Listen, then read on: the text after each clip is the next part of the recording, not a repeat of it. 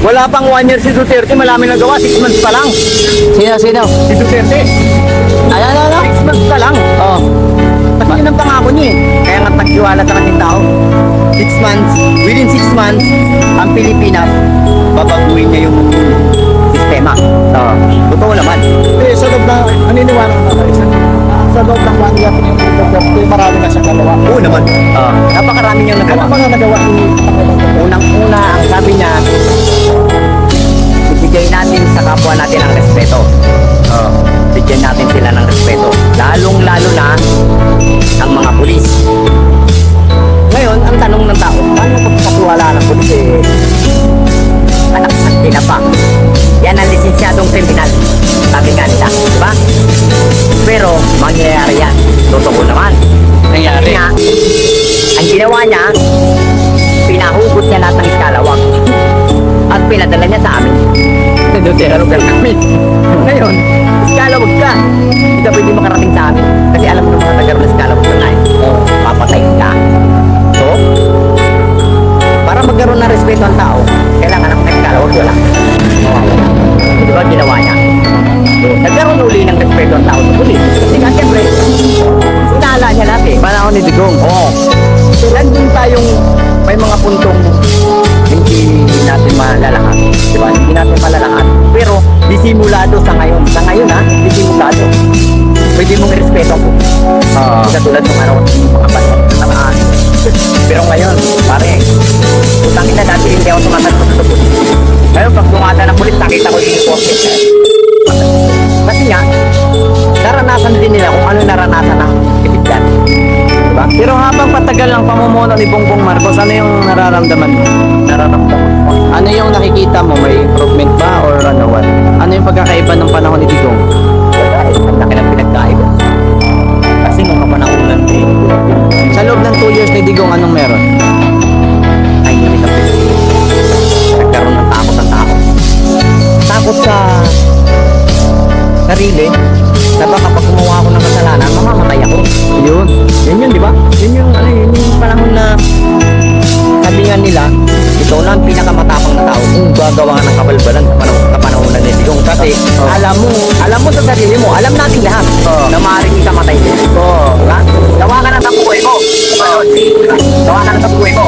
Ngayon, kaya ako nasabing nanahimik at nagkaroon ng respeto ang tao. Kasi, yun nga, binigyan niya kaagad ng pag-iisipan yung tao. Ang sabi pa nga niya, within 6 months, pati kinuhin ko ang Pilipinas. Sino pang presidente sa kita ng gano'n, kundi siya lang, ang isip tuloy na tao, baliw. Diba? Baliw niya yata yan. 6 months, pati kinuhin mo ang Pilipinas. Ano na? Yung pala, may sarili siyang pamamaraan. Pero sir, naniniwala ka naman na sa loob ng 6 months ay nagawa niya. Nagawa niya pa. Nagawa niya within 6 months. Ano yun sir? Maraming taong nangilag. Maraming taong nangilag na gumawa ng kabalbalan. Kasi nga, hindi limit sa ating mga Pilipino, hindi limit sa kalaman natin na kapag ka gumawa ka ng kabalbalan sa kapanahon ng Duterte, may kalatagyan ka. Sigurado yun. Diba? Ano yung inuuna niya doon sa Philippines? Ang inuna niya, sir, yung mga kababayan niya kasi, yung mga butante, yung dati ng inuna niya, di ba? Hindi pa sir, ang inuuna niya yung mga FIFA game, yung limang mga generals. Dito muna nga, yung mga kababayan mo na niya inuna niya, Yung mga kung anong problema. Di ba? Kasi nga, nararamdaman niya, walang respeto ang tao sa sundalo, sa pulis, di ba? Nasa gobyerno, wala silang respeto. Dati. Or dati. Sabihin sir, pinalit niya yung respeto. Oo.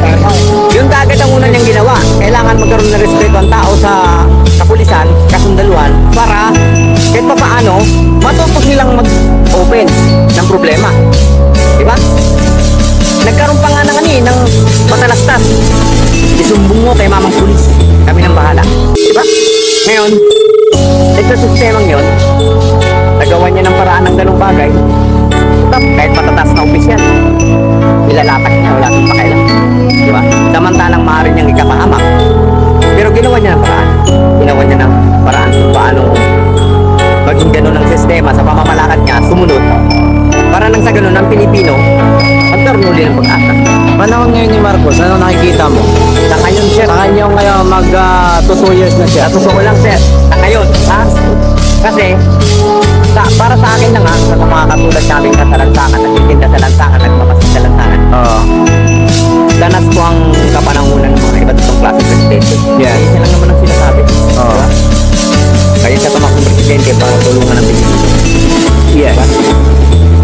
yun sa salita ni Duterte. O kapanahon nga ngayon, na wala na si Duterte, para sa akin hindi ko alam kung anong iisipin ng iba.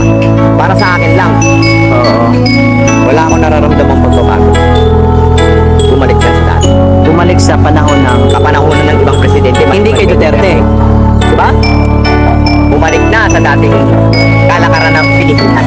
Hindi sa panahon ni Duterte kasi nung panahon ni Duterte hindi ka pwedeng magsabi. Pero hindi mo pwede ang ganyan. Bawal yan. Sikat pa. So ngayon, bumalik na sa ganang klase sikat. So maniwala ka sa hindi. Nakaupo ko dito mag-aabot. Yan lang sa may gilid.